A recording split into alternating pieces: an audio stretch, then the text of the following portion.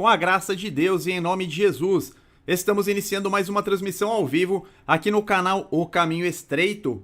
Tema da pregação de hoje: por que se preocupar? Qual é o real motivo da sua ansiedade? O nosso Mestre Jesus disse por 3 vezes no Sermão da Montanha para não nos preocuparmos. Onde está isso? Nos versículos 25, 31 e 34 de Mateus capítulo 6. Eu vou ler especificamente esses versículos. Portanto, eu lhes digo, não se preocupem com suas próprias vidas, quanto ao que comer ou beber, nem com seus próprios corpos, quanto ao que vestir. Portanto, não se preocupem dizendo, que vamos comer, que vamos beber, ou que vamos vestir. Portanto, não se preocupem com o amanhã, pois o amanhã se preocupará consigo mesmo, basta a cada dia o seu próprio mal. Meus irmãos, chama a atenção porque ele nos ordena a não nos preocuparmos por 3 vezes consecutivas. Qual é a palavra que consta no original em grego? A principal palavra no grego usada no Novo Testamento para expressar a preocupação é merinau, que significa estar ansioso em relação a algo, ter uma mente dividida. Entretanto, meus irmãos, essa mesma palavra algumas vezes significa ter cuidado, ser cuidadoso num sentido positivo. Mas, no contexto do Sermão da Montanha, Jesus está claramente utilizando-a em sua forma mais corriqueira, mais comum, ou seja, em um sentido negativo. Isso fica muito claro pelo contexto, tanto que ele fala para não nos preocuparmos com essas coisas corriqueiras da vida, não nos preocuparmos com o amanhã, com o que iremos comer, beber, vestir.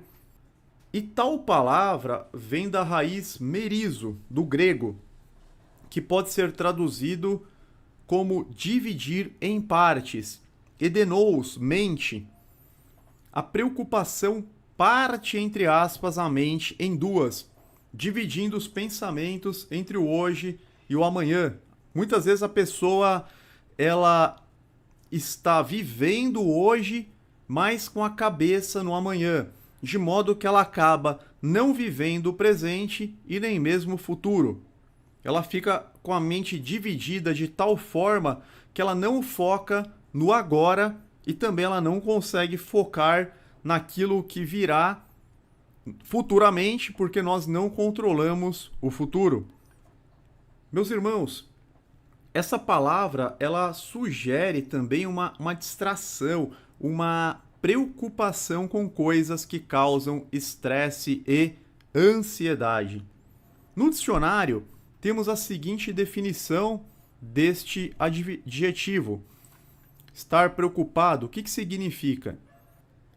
Primeiro, significado, que é o mais óbvio, que se preocupa com algo ou alguém. Depois, no item 2, olha que interessante. Com a mente dominada por problemas, pensativo. Quantas pessoas, meus irmãos, não vivem nesta condição? Não é simplesmente que a pessoa teve uma preocupação pontual, uma preocupação de algo realmente relevante naquele momento, mas quantas pessoas não andam ansiosas, não vivem, o estilo de vida já é nessa condição da alma, com a mente dominada por problemas, ruminando pensamentos o tempo todo. Ainda mais na nossa geração. Nós já tratamos outras vezes desses assuntos. Item 3, a definição que encontramos no dicionário. Com receio de algo ruim, apreensivo, tenso. Acredito que está bem fiel o dicionário para a definição do adjetivo preocupado. Item 3, com receio de algo ruim, apreensivo, tenso. Então tem pessoas que até a postura corporal, você vê que ela está um tanto quanto travada, assim, você não percebe nenhuma expressão de um certo relaxamento, de uma certa confiança. Não, você olha para a pessoa, você percebe claramente que a pessoa está apreensiva, que a pessoa está tensa. É como se ela estivesse aguardando que algo ruim fosse acontecer a qualquer momento. Quantas pessoas não vivem assim, aguardando que algo ruim possa acontecer a qualquer momento? Com isso, a gente já começa a entender por que Jesus reprova tanto esta conduta. Porque, meus irmãos, se nós confiamos em Deus, na provisão do Eterno, na bondade do Senhor, se nós confiamos em seus planos, em seus propósitos, se nós estamos andando segundo a vontade de Deus, conforme Jesus nos ordenou, nós não temos motivos para vivermos preocupados, para vivermos ansiosos, para vivermos tensos, como se fôssemos perder algo de extrema valia, sendo que tudo que nós temos na presente era é transitório, é passageiro, meus irmãos. Nós precisamos focar, olhar para aquilo que não se vê, para as coisas eternas, como Jesus fala, para nos olharmos e nos esforçarmos para juntar tesouros nos céus, onde o ladrão não rouba, onde a ferrugem não vai corroer, onde a traça não vai comer. Mas muitas pessoas, elas não buscam essas coisas e ficam dominadas somente por aquilo que é perecível, passageiro, transitório, e ficam com receio, com medo extremo de perder aquelas coisas ou de não deter o controle. Esse tipo de preocupação é pecaminoso.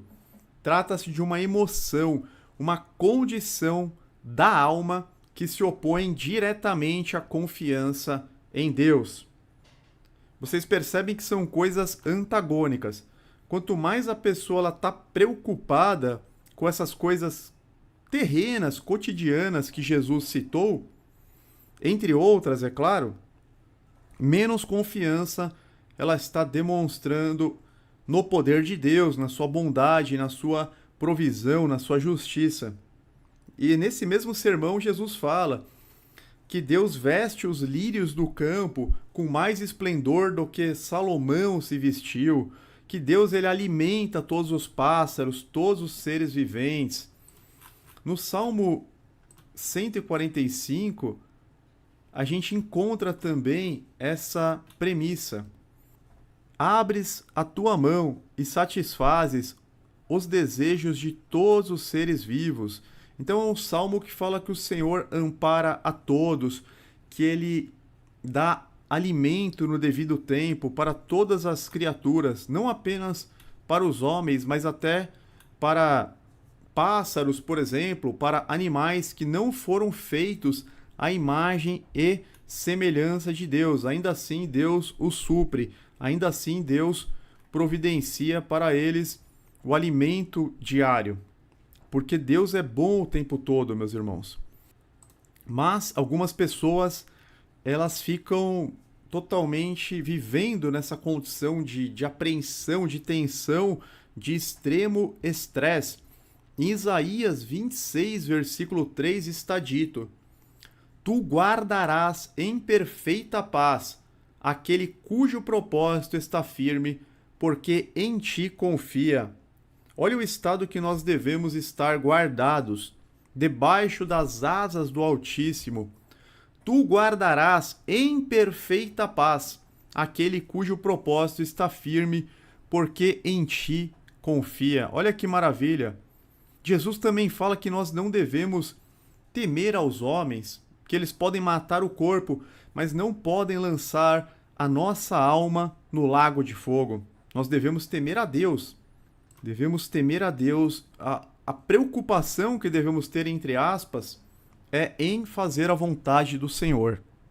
As pessoas que estão sempre preocupadas ou que vivem ansiosas, muitas vezes não conseguem dormir bem, se sentem sem forças, exauridas, sem energia, sem alegria de viver. Quantas pessoas nós encontramos, a pessoa fala, nossa, eu tô me sentindo tão cansada, eu tô me sentindo sem energia.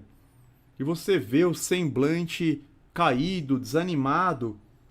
Por que tanto desânimo se nós temos a promessa da eternidade no paraíso, com o Cordeiro de Deus, com o Deus Todo-Poderoso, se nós temos a esperança de ver a face de Deus, Deus habitará com os homens no reino eternal, onde não haverá mais dor, nem tristeza, nem clamor.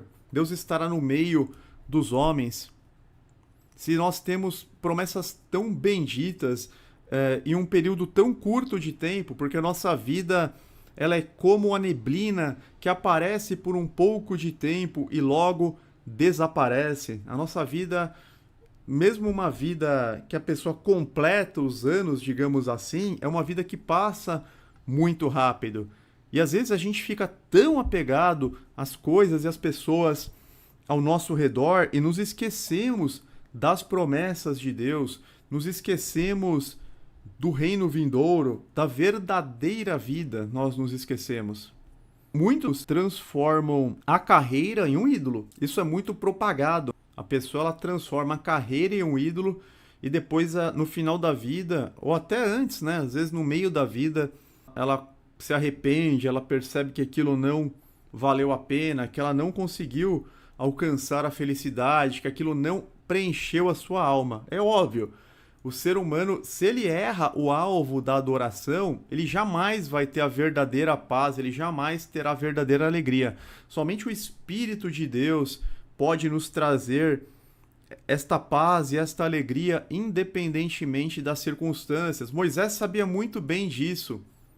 Quando Deus falou, Moisés, eu vou enviar o meu anjo à tua frente, você vai entrar na terra prometida, você vai tomar posse da terra que mana leite e mel. Moisés falou, Senhor, sem a tua presença eu não vou. Eu prefiro ficar no deserto com a tua presença do que na terra prometida sem a tua presença. Moisés entendia esse princípio. O verdadeiro cristão, ele entende esse princípio. Porque dele, por ele, para ele são todas as coisas. Nós somos dependentes de Deus, meus irmãos. Davi entendia isso. Não adiantava Davi ser um rei, morar num palácio, ser o homem mais poderoso do mundo, se o Espírito Santo o deixasse. Por isso ele se humilhava diante de Deus, ele clamava, ele jejuava, ele vestia de pano de saco. Senhor, não se afaste de mim. Senhor, não retires de mim o teu Santo Espírito. Porque se o Espírito Santo saísse de Davi como saiu de Saul, Davi sabia que nada daquilo tinha valor. O palácio não tinha valor, aquelas comidas sofisticadas não tinham valor. Tanto que Salomão, o filho dele, experimentou os melhores vinhos, foi o homem mais rico da terra, era cheio de ouro, não negou nada aos seus olhos, experimentou de todas as coisas, mas ele não encontrou, ele viu que tudo era vaidade, ele viu que tudo era ilusão. Então, o tema da live, por que se preocupar? Qual é o real motivo da sua ansiedade? Se preocupar, claro, nesse sentido negativo, de andar ansioso, apreensivo, achando que vai acontecer alguma coisa ruim, meus irmãos. Essa preocupação, ela retira a clareza do nosso raciocínio, destrói relacionamentos, inclusive causa muitas doenças de origem psicossomáticas em nosso corpo. Existem muitas doenças que é de tanto a pessoa passar estresse, ansiedade, preocupação, tristeza, inclusive vários tipos de câncer se devem em razão do estado emocional, de um estado emocional que ele persiste num polo negativo, muitos pensamentos ruins, muita preocupação, muita tristeza, aquilo vai somando, até mesmo porque, meus irmãos, nosso corpo ele é 70% água. Ele reage às nossas palavras, aos nossos pensamentos, à nossa emoção. Então aquilo vai também trazendo problemas para o corpo físico. Meus irmãos, em nenhum momento Jesus está dizendo para sermos negligentes em nossas vidas, em nossas atividades, estudo, trabalho, no zelo para com a família, etc. O que o Mestre está dizendo é que devemos fazer as coisas para a glória de Deus, sem ansiedade, sem a mente dividida, sabendo que Deus está no controle de nossas vidas. O salmista fala: provem e vejam como Deus é bom, esperem no Senhor. Ou seja, Jesus, ele fala: vocês podem fazer todas essas coisas, essas atividades, mas sem toda essa carga de preocupação, de estresse, porque Deus está no controle, quanto mais da vida de seus filhos. O salmista proclama com confiança e entendimento. Olha que maravilha! Salmo 112, eu vou ler dos versos 5 ao 10. Feliz é o homem que empresta com generosidade e que com honestidade conduz os seus negócios. Então você pode conduzir os seus negócios com honestidade para a glória de Deus. O justo jamais será abalado, para sempre se lembrarão dele. Não temerás más notícias, seu coração está firme, confiante no Senhor. Esse é o verso mais importante, olha. Não temerá más notícias, seu coração está firme e confiante no Senhor. O seu coração está seguro e nada temerá. No final verá a derrota de seus adversários. Reparte generosamente com os pobres. A sua justiça dura para sempre. Seu poder será exaltado em honra. O ímpio vê e fica irado, range os dentes e definha. O desejo dos ímpios se frustrará. Aqui é a descrição do homem que confia em Deus, que não teme más notícias, cujo coração está sempre firme e confiante no Senhor. Aquela pessoa que consagra os seus planos a Deus, que apresenta a Deus, que está seguro na rocha eterna, que está firmado, que construiu a sua casa sobre a rocha. Os alicerces estão muito bem estruturados. Por isso que a tempestade não abala aquela casa. Em verdade, meus irmãos, tudo que o cristão faz deve ser para a glória de Deus. O problema é quando nós erramos o alvo. Vocês se lembram, muitas vezes a gente fala do exemplo de Caim. Caim, ele não ofertou a Deus, ele fez algo para si. Ele pegou um fruto que não faria falta para ele, ou que não tinha importância para ele. Ele era agricultor, ele pegou um fruto da terra e levou para Deus, fazendo algo como se fosse para ele. Eu estou cumprindo com a minha obrigação, tá aqui.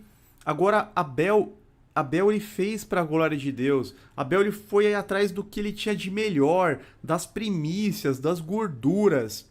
A oferta de Abel foi verdadeiramente para Deus. Abel falou: o que eu tenho de melhor no meu rebanho? O que eu tenho de mais valioso? O que eu tenho de mais precioso?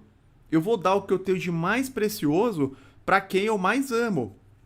Porque nós amamos a Deus sobre todas as coisas, de todo o nosso entendimento.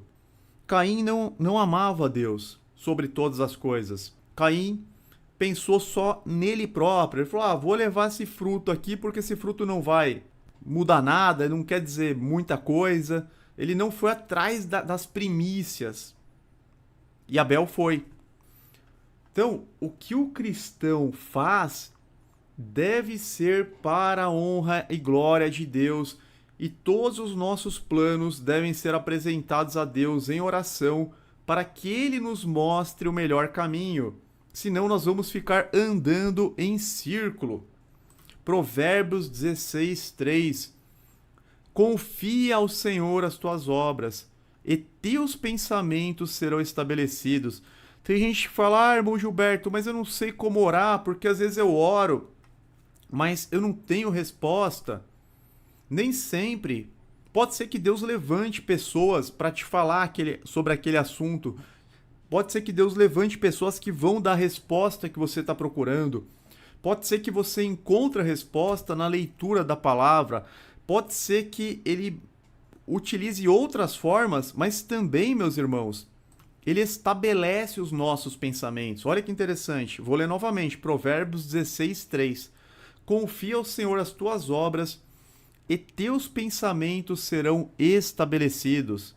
Ou seja, o próprio Senhor vai colocar na sua mente aquela convicção. É claro, você vai pedir confirmação, você vai pedir sinais para ter certeza, mas ele tem várias formas de nos dar a direção. A oração ela não fica sem resposta. As orações elas não caem no chão. Foi Deus que estabeleceu a oração. Então, orem com fé, creiam que ele está ouvindo. Eu vou pegar um pedaço um pouco maior aqui, um trecho um pouco maior desse Provérbios 16. Ao homem pertence os planos do coração, mas do Senhor vem a resposta da língua. Todos os caminhos do homem lhe parecem puros, mas o Senhor avalia o espírito. Consagre ao Senhor tudo o que você faz, e seus planos serão bem-sucedidos. O Senhor faz tudo com um propósito, até os ímpios para o dia do castigo. Nós não sabemos o que acontecerá amanhã. Pode estourar uma guerra, o que está bem comum ultimamente, né, meus irmãos? Pode estourar uma guerra, surgir uma pandemia, pode haver uma mudança de governo, ou coisas mais específicas relacionadas às nossas vidas, a perda de um emprego, a falta de algum familiar. Muitas coisas podem acontecer de forma repentina amanhã. Vocês se lembram daquele tsunami que assolou o Japão, que atingiu aquela indústria de energia nuclear?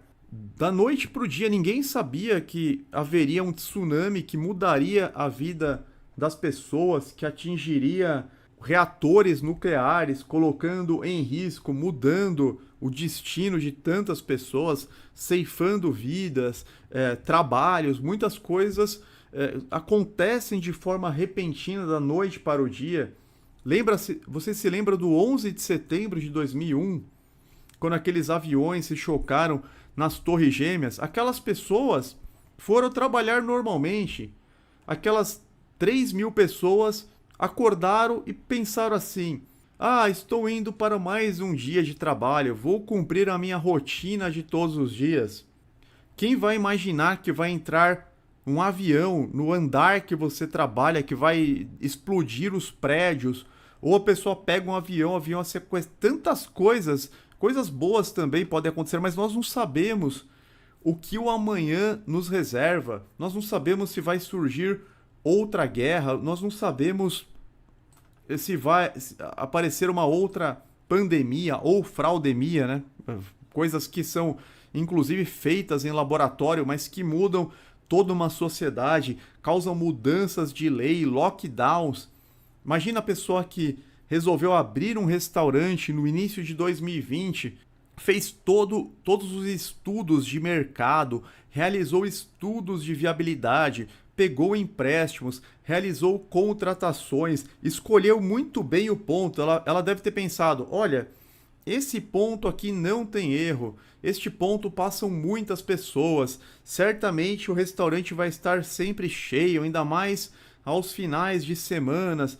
Eu pensei em todas as coisas. A pessoa ela pensa, né? Eu pensei em todas as coisas, eu observei o faturamento que tinha restaurantes aqui próximos, eu fiz todas as pesquisas, toda a lição de casa, e de repente ela abre o restaurante crendo que vai dar certo, que vai ser um sucesso e que ela vai conseguir pagar todas as dívidas, todos os empréstimos, todos os financiamentos, mas no dia seguinte que ela abre é decretado um lockdown. Essa é a nossa condição nesta terra, nós não temos o controle das coisas, meus irmãos. Por isso que nós devemos obedecer a Deus, fazer tudo para a honra e glória de Deus, entregar as nossas vidas nas mãos do Criador. Porque aí nós saberemos que sempre Deus estará nos protegendo, cuidando de nós, e ainda que o cristão morra, ele viverá. Nós não sabemos o que acontecerá amanhã. Provérbios 27, verso 1. Não te glories do dia de amanhã, porque não sabes o que trará a luz. É bíblico. Vejam como é bíblico. Não te glories do dia de amanhã, porque não sabes o que trará a luz. Tem uma passagem muito famosa, muito conhecida também, em Tiago, capítulo 4, mais ou menos no mesmo sentido desse provérbio. Os pagãos, meus irmãos, vivem ansiosos, pois tudo o que fazem, o fazem para si mesmos. Os incrédulos estão distantes de Deus. Eles servem ao próprio ventre, eles fazem apenas a própria vontade. Por isso vivem preocupados com muitas coisas. E é interessante, né? Porque os incrédulos, eles se comportam como se eles fossem viver para sempre. Mas o que realmente importa, buscar a vida eterna, eles não buscam. É impressionante. É muito contraditório. Eles vivem ansiosos, por quê? Porque tudo o que fazem, o fazem para si mesmos, para a satisfação de seus próprios desejos, para a satisfação de suas próprias concupiscências. Por isso vivem preocupados com muitas coisas. Infelizmente, meus irmãos, muitos crentes estão em condição semelhante e precisam se libertar. Mas Jesus, ele oferece essa libertação. O fato de você ser um crente e estar nesta condição não significa que isso é um problema irreversível. Pelo contrário, Jesus veio nos trazer a solução, a libertação. Alguns podem perguntar: como posso glorificar a Deus comendo uma refeição ou limpando a casa? Como viver um dia normal, como um homem de negócios, uma dona de casa ou como um estudante e fazer tudo para a glória de Deus sem andar ansioso? É uma boa pergunta. De repente a pessoa ele é um simples trabalhador, uma pessoa, um estudante. Como que essa pessoa normal, que somos nós, né? 99,99 de todas as pessoas podem fazer essas coisas corriqueiras, rotineiras, para a glória de Deus e sem ansiedade. Para isso, meus irmãos, precisamos obedecer princípios bíblicos. Primeiramente, tudo deve ser feito em observância aos mandamentos e às demais leis morais de Deus. Nenhuma decisão ou atividade pode conflitar com as leis divinas. Todos os trabalhos são lícitos, meus irmãos, exceto se a essência daquele trabalho viola as leis de Deus. Então, por exemplo, uma mulher que é garota de programa. Isso é pecaminoso em si, a essência do trabalho é pecaminosa. Então, esse trabalho estaria descartado, né? Quando a pessoa se converte, nesse caso, ela teria que mudar de profissão.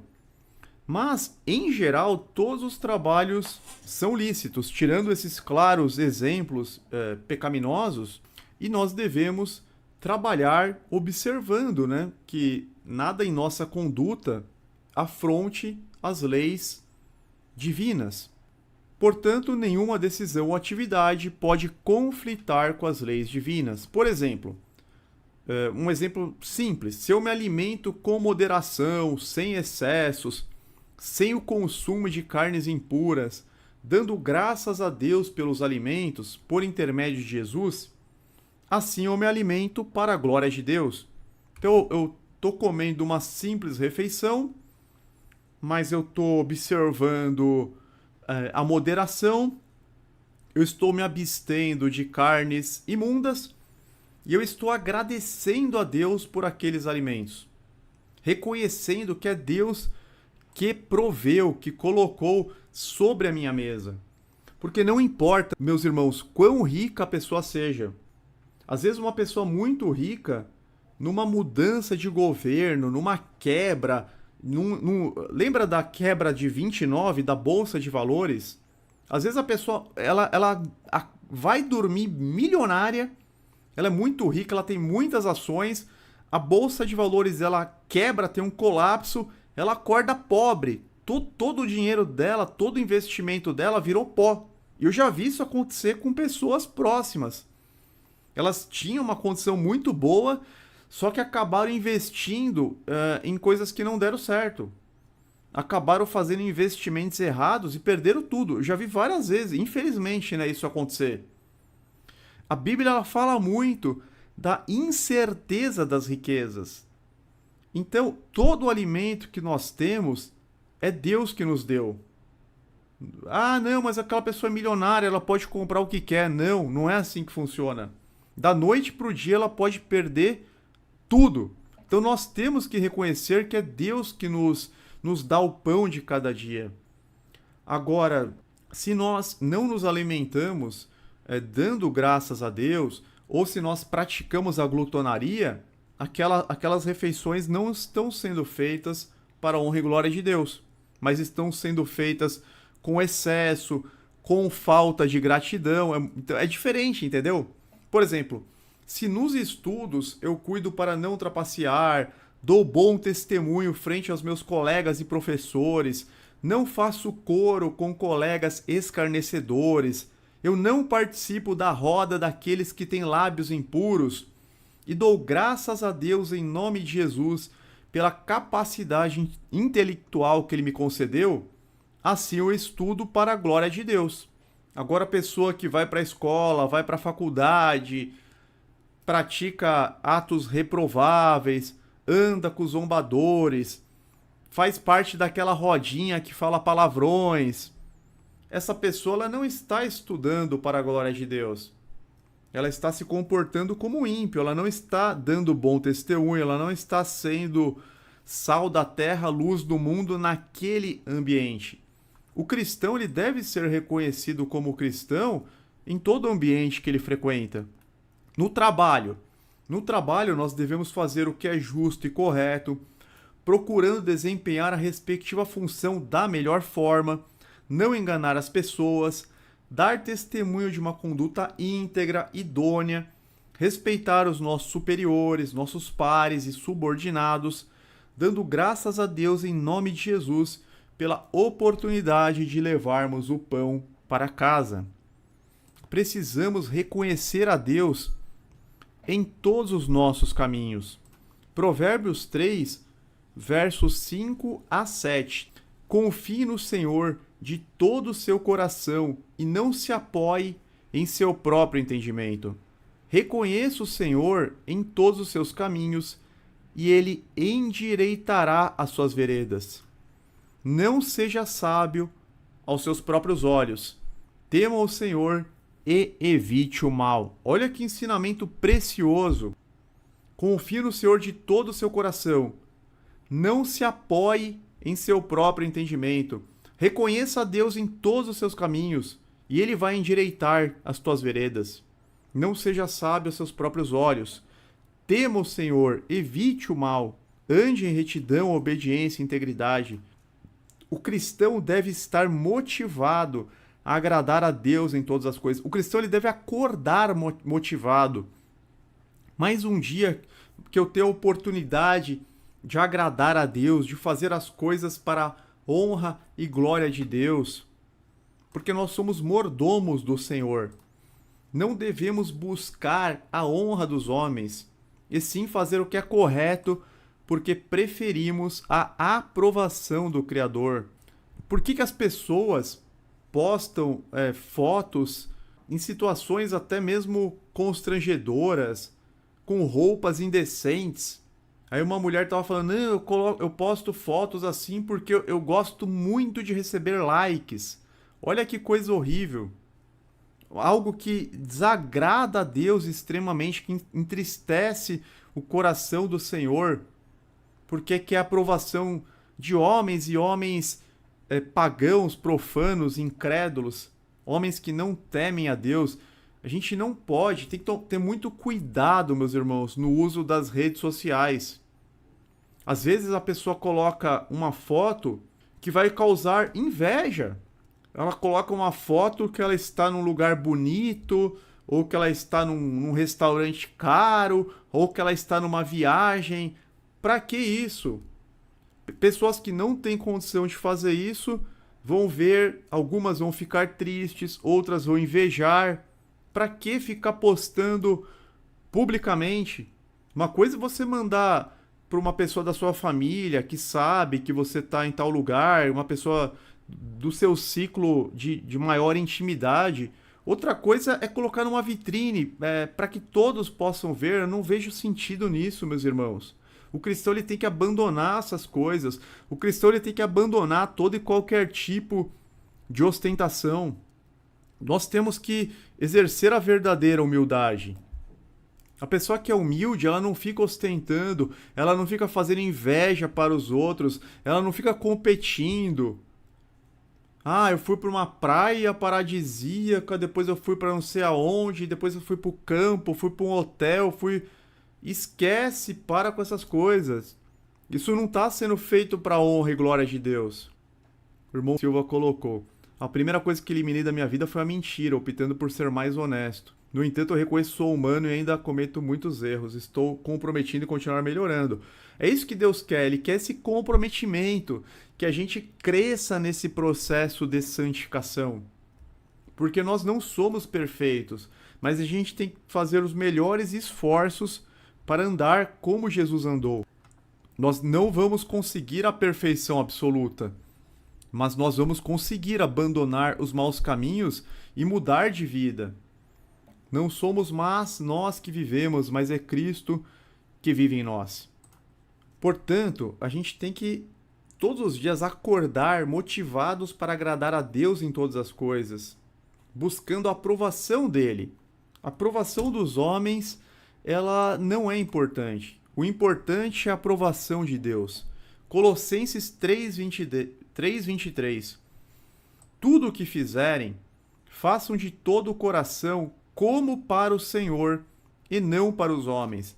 Então, às vezes tem um empregado que quando o chefe não está vendo, ele faz corpo mole. Isso é muito comum.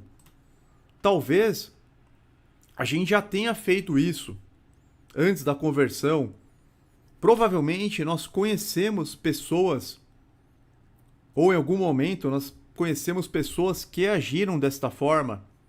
Quantos de vocês, né, não tiveram essa experiência consigo próprio ou com os outros? Quando o chefe tá, a pessoa ela trabalha com afinco. Quando o supervisor, o gerente, o chefe não está, ela faz corpo mole, ela fica enrolando, ela fica na internet, no WhatsApp. Porém, meus irmãos, tudo que a gente faz, o apóstolo Paulo está explicando aqui, ó, vou ler de novo, é uma passagem bíblica. Colossenses 3:23. Tudo o que fizerem, façam de todo o coração, como para o Senhor, e não para os homens. Então a pessoa que está fazendo corpo mole no trabalho, está desagradando a Deus. Ela está sendo infiel com o contratante, ela está sendo infiel com aquele que paga o seu salário, e ela está sendo infiel para com Deus. Porque ela não está fazendo o melhor. Ela não está tendo uma conduta cristã. Ela, inclusive, está, de certa forma, quebrando o contrato, traindo o contratante. Tudo que nós fazemos para o Senhor. Além disso, devemos estar sempre dispostos a servir ao próximo. A pessoa que glorifica a Deus considera como as suas ações afetam aqueles ao seu redor. Onde está isso? Paulo ordena aos Filipenses. Paulo nos ordena na carta aos Filipenses. Filipenses 2, versos 3 e 4. Nada façam por ambição egoísta ou por vaidade. Olha, nada, hein? Nada façam por ambição egoísta ou por vaidade, mas humildemente considerem os outros superiores a si mesmos. Cada um cuide não somente dos seus interesses, mas também dos interesses dos outros. Só que todo cristão deve observar isso, porque muitos fazem só por vaidade, por egoísmo, desconsiderando as outras pessoas, se sentindo orgulhosos, altivos, soberbos, olhando para os outros com ar de superioridade. Ao contrário, humildemente considere os outros superiores a vocês mesmos. Cuidem não somente dos seus interesses, mas também dos interesses dos outros. Será que aquilo que você está fazendo, Jesus aprovaria? Será que aquilo que você está fazendo está sendo bênção na vida de outras pessoas? Ou será que aquilo que você está fazendo é egoísmo, é pura vaidade, vai causar inveja, pode causar alguma discórdia? Então a gente tem que pensar antes de fazer. Ah, eu vou postar isso aqui. Você vai postar por quê? Qual que é o seu objetivo em postar isso? Não, isso aqui é para levar edificação. Ah, não, então tudo bem. Agora, se não for para conceder graça, se não for para conceder edificação, se não for para ser sal da terra e luz do mundo, não posta nada. Acabou. É assim que a gente tem que filtrar, avaliar e fazer. A Bíblia, meus irmãos, tem um outro registro também do apóstolo Paulo, Atos 20, 35. Em tudo o que fiz, mostrei-lhes que, mediante trabalho árduo, devemos ajudar os fracos, lembrando as palavras do próprio Senhor Jesus que disse: há maior felicidade em dar do que em receber. Isso é verdade. O Espírito Santo ele se alegra quando a gente ajuda o próximo, quando a gente... É muito melhor você se colocar na posição de dar do que você estar na posição de receber. Ainda que aquilo que você esteja dando nem sempre é algo patrimonial, financeiro, material. Às vezes você está dando atenção. Às vezes você está dando um bom conselho, um conselho com base bíblica. Às vezes você está ofertando seu tempo, intercedendo, orando por aquela pessoa, por aquela causa. Então você está doando o seu tempo, intercedendo junto a Deus. Todos nós podemos dar, não há desculpa, porque todos nós temos dons e talentos. Quem não pode orar, quem não pode interceder, quem não pode ouvir um desabafo, quem não pode consolar o que está chorando? Todos podemos, não há desculpa. A Bíblia, existem pessoas, meus irmãos, que falam assim, não, quando eu ganhar na Mega Sena, ficar milionário, tal, aí eu vou fazer isso, vou ajudar as pessoas. Ajuda agora, ajuda com o que você tem. Ah, mas eu tô numa condição muito ruim, ajuda com o seu tempo, ajuda com o seu aconselhamento. Você quer ajudar? É hoje, não deixa passar de hoje. Não deixa passar de hoje, não tem desculpa. Esses que falam, não, quando eu ficar rico, quando eu tiver numa casa grande, eu vou reunir os meus irmãos para congregar. Não, já reúne os irmãos para orar no monte. Fala, vamos orar no monte. Vai, é público, vai lá. Não precisa de grandes coisas. Os homens de Deus sempre atuaram na simplicidade. Jesus chamou homens simples, galileus, que, com poucos recursos, mas com muita disposição, com muita boa vontade. O que nós precisamos é de boa vontade, é de disposição para fazer as coisas, para fazer o que Jesus nos ordenou. A Bíblia, meus irmãos, nos ensina tudo o que precisamos para vivermos de modo que a preocupação e a ansiedade não nos consumam. A preocupação é um pecado que expressa graus de idolatria e incredulidade, mesmo entre os crentes. Vocês podem me perguntar, mas irmão Gilberto, como que a preocupação é um pecado relacionado à idolatria e à incredulidade? A gente já vai chegar lá. A sabedoria, entre aspas, deste mundo revelou-se ineficaz em suas inúmeras tentativas para resolver o problema da constante preocupação. A verdade é que a nossa sociedade está cada vez mais preocupada, ansiosa e deprimida, em que pese os milhares de métodos, entre aspas, desenvolvidos e divulgados. Toda hora, né? Surge um método, uma terapia diferente, um recurso novo para você ficar bem. Não funciona, só está piorando. Se existem tantos métodos, terapias, recursos, medicamentos, por que as pessoas estão cada vez piores? Por que buscar um pequeno, momentâneo e incerto alívio se Jesus oferece a cura e a libertação para todos os que estão cansados e sobrecarregados? A única e verdadeira solução encontramos na palavra de Deus. Por meio de sua palavra e seu Espírito, Deus dá aos que seguem a Cristo a sabedoria e o poder que precisam para lutar contra a preocupação e vencer a ansiedade.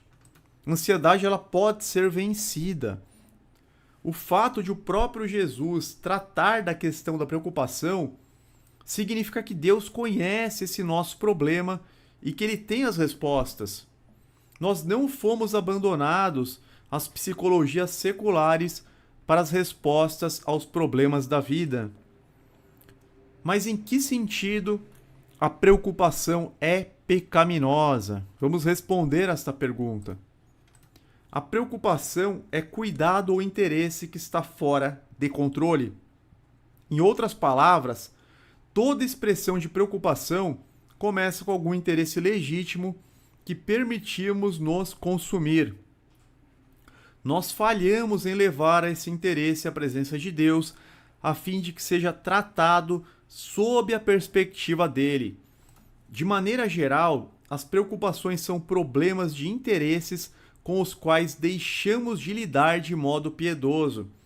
Nossos problemas legítimos de interesses cruzam a linha e se tornam problemas de preocupação, ansiedade ou aquele medo, aquele temor pecaminoso. Nós não escolhemos conscientemente nos preocupar. A preocupação simplesmente surge contrária às nossas preferências e à nossa vontade. É por isso que as pessoas usam o termo ataque de pânico para descrever formas intensas e súbitas de preocupação. A pessoa fala, eu tive um ataque de pânico. Ou seja, ela não escolheu ter aquilo. Em Mateus 6, 19 a 25, nós vemos a primeira razão pela qual a preocupação tem origem na nossa idolatria. Olha que forte isso, hein? Muitos evangélicos, muitos cristãos, eles criticam, e com razão, né? Criticam, condenam os católicos em razão da idolatria com relação às imagens, aos ídolos, às imagens de escultura mais especificamente. Mas muitos desses mesmos cristãos são idólatras. E a gente já vai entender como. Então, em Mateus 6, no Sermão da Montanha, dos versículos 19 a 25, nós vemos a primeira razão pela qual a preocupação tem origem na nossa idolatria. Idolatria significa adorar alguém ou algo que não seja o verdadeiro Deus vivo. Significa se dedicar em primeiro lugar a alguma pessoa, alvo, ideal ou objeto que não seja Deus. Envolve prender o seu coração em algum falso Deus com D minúsculo. Envolve exaltar os seus desejos pessoais acima do Senhor. Sinaliza que, de alguma maneira, você está confiando em si mesmo, que está, em algum grau, edificando a sua vida sobre coisas ou pessoas e não em total obediência e submissão a Deus. Quantas pessoas não edificam a sua vida confiando em coisas ou pessoas acima de Deus, que não estão em total obediência e submissão a Deus? A sua ansiedade indica automaticamente que as lealdades do seu coração estão temporariamente divididas. Muitas das nossas preocupações envolvem coisas terrenas, nosso trabalho, casamento, dinheiro, posses, saúde, filhos, entre outros. Nós nos focamos e fixamos nelas, ligamos o nosso coração a elas e então vivemos em preocupação perpétua acerca delas. A pessoa ela constrói toda a vida e todo objetivo nessas coisas, que são importantes, mas que não estão acima de Deus. Indagamos quando, como, se ou quão breve essas coisas desaparecerão, definharão ou entrarão em colapso. Elas são transitórias, passageiras, no entanto, acabam controlando nossa mente e ações. O que julgamos ser o motivo da nossa vida governará a nossa vida.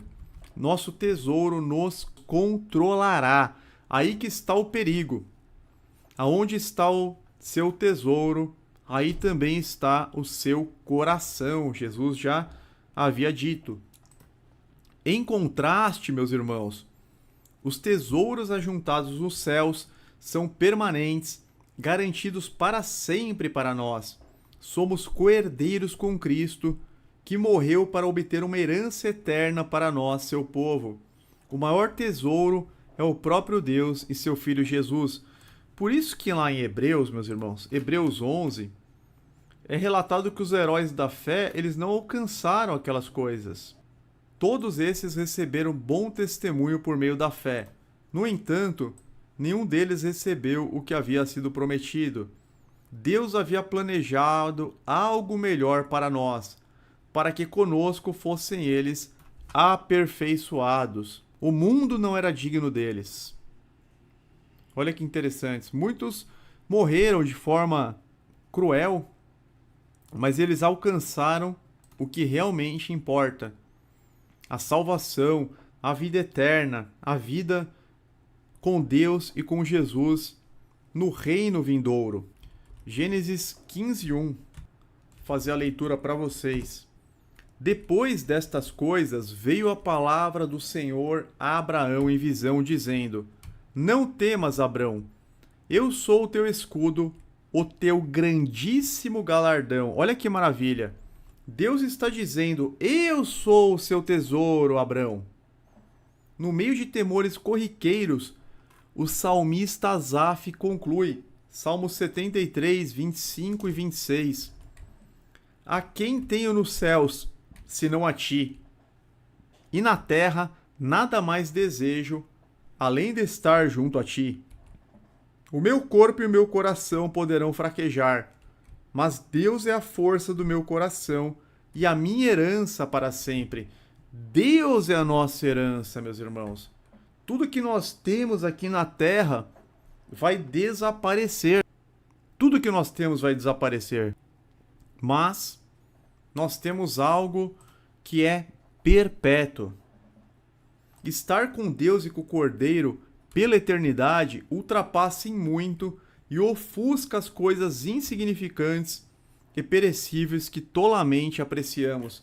Por isso Paulo chegou à sábia conclusão. Olha a conclusão perfeita que Paulo chegou aqui. Mas o que para mim era lucro, passei a considerar perda por causa de Cristo. Ou seja, tudo que ele dava grande valor, o que para ele era lucro, o que para ele era extremamente apreciável, importante, de grande valor, ele passou a considerar como perda por causa de Cristo. Vocês percebem o contraste? Mais do que isso, considero tudo como perda, comparado com a suprema grandeza do conhecimento de Cristo Jesus, meu Senhor, por cuja causa perdi todas as coisas. Eu as considero como esterco para poder ganhar a Cristo. Paulo está falando o seguinte: tudo que eu posso ter aqui nessa terra não tem valor em comparação a Cristo, em comparação à eternidade, ao reino de Deus. Então ele era que nem nós, né? Considerava essas coisas de extrema valia, ficava preocupado, ficava ansioso. De repente ele, peraí, isso que eu estava considerando lucro, eu tô passando a considerar como perda. Aí ele fala assim, na verdade eu as considero como esterco para poder ganhar a Cristo, por cuja causa perdi todas as coisas.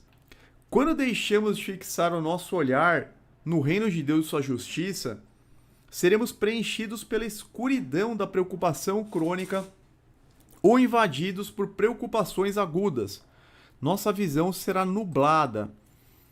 A nossa visão, ela é terrena, temporal, limitada, ela vai ficar restrita a isso. Quando a gente deixa de fixar o olhar no reino de Deus e a sua justiça. Colossenses 3, versos 1 a 3. Portanto, já que vocês ressuscitaram com Cristo, procurem as coisas que são do alto, onde Cristo está sentado à direita de Deus.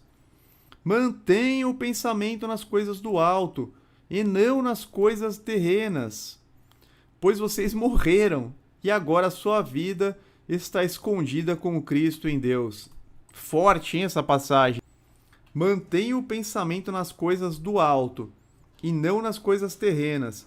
Pois vocês morreram, Vocês morreram para o presente mundo, corrompido, decaído, reservado para o fogo.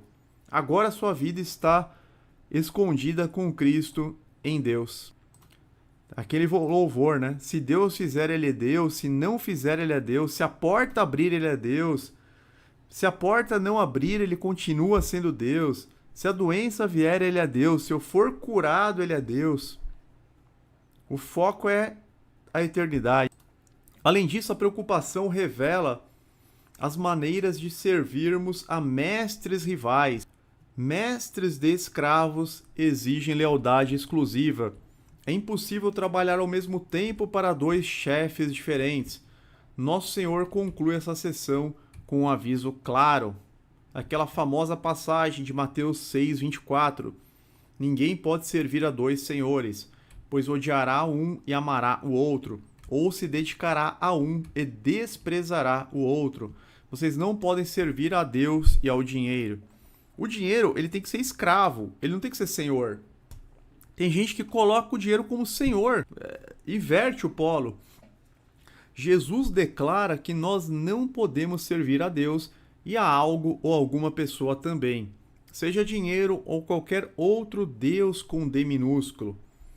Quando deixamos de seguir ao verdadeiro Deus, procuramos viver para nós mesmos, adorando substitutos.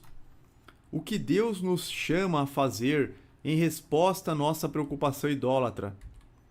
Nos arrepender.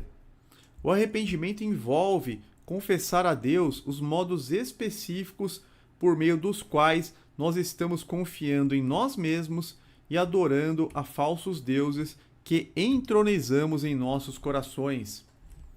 Jesus revela nos versículos 25 a 34 de Mateus 6 que a preocupação é incredulidade. Ela é fruto da nossa fé fraca, da nossa incapacidade de confiar totalmente em Deus. Meus irmãos, vocês percebem que Jesus, ele diz que aqueles que se preocupam têm pouca fé. A quem Nosso Senhor está falando? Será que ele está falando aos pagãos? Não, ele está se dirigindo aos seus próprios seguidores. Observe que Jesus não diz que eles não têm fé, mas apenas pouca fé, ou seja, precisa crescer em fé. Portanto, quando um cristão se preocupa, a preocupação brota da pequena fé, dos reservatórios da incredulidade e dúvidas que residem até mesmo dentro dos filhos de Deus. Só que a gente precisa se arrepender de confiar em coisas, pessoas que não sejam o verdadeiro Deus. Não ficar colocando toda essa ansiedade, tudo isso. Confiar mais em Deus. Se preocupar é negar de forma prática o poder, a sabedoria e o amor de Deus por nós em nossas situações aflitivas. Se preocupar é esquecer que Deus primeiro nos amou para que pudéssemos amá-lo. 1 João 4,19. Nós amamos porque Ele nos amou primeiro. Então Deus nos amou primeiro, meus irmãos. Se preocupar é esquecer que Deus é auxílio sempre presente nas adversidades e que Ele não nos prova além das nossas forças. Ao alimentar nossa fé em Deus, Jesus nos dá razões para não nos preocuparmos. O Deus que faz provisões para pássaros e flores, quanto mais prezará por nós que fomos feitos à sua imagem e semelhança e comprados a preço de sangue do seu Filho unigênito. Imagine isso, meus irmãos. Se ele se preocupa com os animais, com todas as criaturas, quanto mais prezará por nós, que fomos feitos de forma especial por ele, a sua imagem, conforme a sua semelhança. E nós somos comprados a preço altíssimo, a preço de sangue do único justo. Além disso, Jesus nos diz para não nos preocuparmos, porque a preocupação caracteriza os pagãos, não aqueles que pertencem ao Pai Celestial e são conhecidos por ele. Gentios, idólatras e descrentes procuram coisas temporais avidamente, de forma insaciável. Mas o crente em Jesus deve viver de modo diferente. Deus abastece seu povo. Jesus nos encoraja em Mateus 7,11. Se vocês, apesar de serem maus, sabem dar boas coisas a seus filhos, quanto mais o Pai de vocês que está nos céus dará coisas boas aos que lhe pedirem. O antídoto para a preocupação é confiar em Deus. Nós devemos substituir a ansiedade por um foco crescente nas provisões e prioridades do Eterno. Jesus expressa desta maneira: busquem, pois, em primeiro lugar o reino de Deus e a sua justiça, e todas essas coisas lhes serão acrescentadas. O remédio para a preocupação não é recuo, passividade ou ausência de resposta emocional. É buscar ao Senhor, crer nas suas promessas e orientar a sua vida pelas prioridades dele. Lucas 12:32. Não tenham medo, pequeno rebanho, pois foi do agrado do Pai dar-lhes o reino. Olha que promessa maravilhosa! Todos os dias, meus irmãos, nós acordamos com a esperança, com a promessa do reino. Não tem como não ficar extremamente feliz com a promessa do reino vindouro. Você deve se entregar a Ele, confiante nas promessas do seu reino. Deus garante te dar as coisas que você realmente necessita. Romanos 8:32.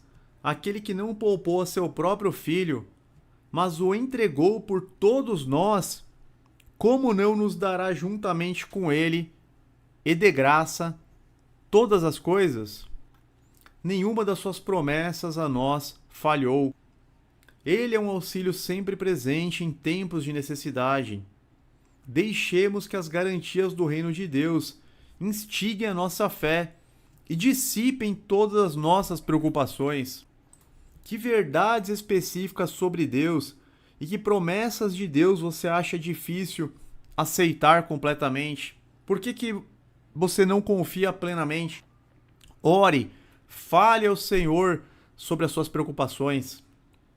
Admita que a sua preocupação é pecado. Peça a Ele para te ajudar a identificar especificamente seus deuses falsos e as mentiras que frequentemente te dominam. Confesse-os a Ele. Se você nesta noite identificou quais são os seus ídolos, confesse a Deus. Peça para Ele dissipar essas coisas. Admita a Ele. Peça perdão, se arrependa. Arrependa-se dos vários modos como permite que os cuidados deste mundo te controlem. Arrependa-se das formas como você tem procurado a sua própria agenda e não o reino de Cristo. E se você não está sabendo identificar quais são os seus ídolos, peça para Deus te mostrar claramente. Peça para Deus te mostrar. Se prostre diante dele, se humilhe diante dele e fale: Senhor, eu quero servir somente a ti. Eu não quero errar o alvo. Me ajuda a identificar meus falsos deuses, as coisas que estão me dominando. Conte a Deus que você está pesaroso por ter duvidado das promessas dele, as próprias promessas que seu filho assegurou e selou por sua morte e ressurreição. Peça a Ele para te perdoar e te purificar dessas coisas, baseado na morte e ressurreição de Jesus. Deus é misericordioso para nos perdoar. Vamos lá para a primeira epístola de João, 1 João 1, versículo 9. Se confessarmos os nossos pecados, Ele é fiel e justo para perdoar os nossos pecados e nos purificar de toda injustiça.